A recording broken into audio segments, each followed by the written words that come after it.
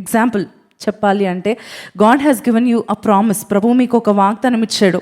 ఏమని? నిన్ను అనేక జనులకు, అన్యజనులకు నేను నిన్ను వెలుగుగా నియమిస్తానన్నాడేమో. మన జీవితమేమో మనం పెట్టుకున్న టైటిల్, ప్రవ్వా ఎప్పుడు నా జీవితము చీకటమయమైపోయింది ప్రవ్వా, ఎప్పుడు చూసుకున్నా చీకటిలో బ్రతుకుతున్నట్లుంది అంటే, ప్రభు మీకు పెట్టబోతున్న క్రొత్త పేరేంటో తెలుసా అండి? నిన్ను అన్యజనులకు కూడా వెలుగుగా చేస్తాను. హల్లెలూయా.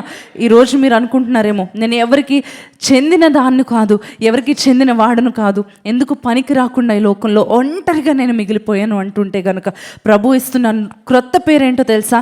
నువ్వు నా సొత్తు, యు ఆర్ మైన్, నువ్వు నా కుమారుడవు, నా కుమార్తెవు, నేను నీకు తోడున్నాను అని ప్రభు మీకు క్రొత్త పేరు ఇస్తా ఉన్నాడు. ఈరోజు మీకు పెట్టబడిన పేరు, నువ్వు చెత్త, నువ్వు వేస్ట్ ఫెలో అని మనుషులు పిలుస్తున్నారేమో, నువ్వు పనికిరావు అని మనుషులు ఈరోజు మిమ్మల్ని నిందిస్తూ మాట్లాడుతూ ఉన్నారేమో, మీ ముఖం మీద పిలుస్తున్నారేమో. వేస్ట్ ఫెలో అని తల్లిదండ్రులు అంటా ఉన్నారేమో, చుట్టూ ఉన్నవారు అంటా ఉన్నారేమో. మీ ఓటమిని చూసుకొని మిమ్మల్ని మీరు అనుకుంటున్నారేమో, నేను బ్రతికుండి వేస్ట్, నేను పుట్టి వేస్ట్ అంటున్నారేమో. ప్రభు ఇచ్చిన వాగ్దానం ఏంటో తెలుసా అండి? పెంట కుప్పల మీద నుండి దీనులను సింహాసనం ఎక్కించును అన్న వాగ్దానము మీ క్రొత్త పేరు. హల్లెలూయా. ఈరోజు తృణీకరింపబడతా ఉన్నారేమో. ఏ ఇంటర్వ్యూకి వెళ్ళినా మనుషులు మిమ్మల్ని తృణీకరిస్తున్నారేమో. ఏ జాబ్కి వెళ్ళినా, ఏ మనిషి దగ్గరకు హెల్ప్ కోసం వెళ్ళినా, ఎక్కడికి వెళ్ళినా తృణీకరింపబడుతున్నారేమో.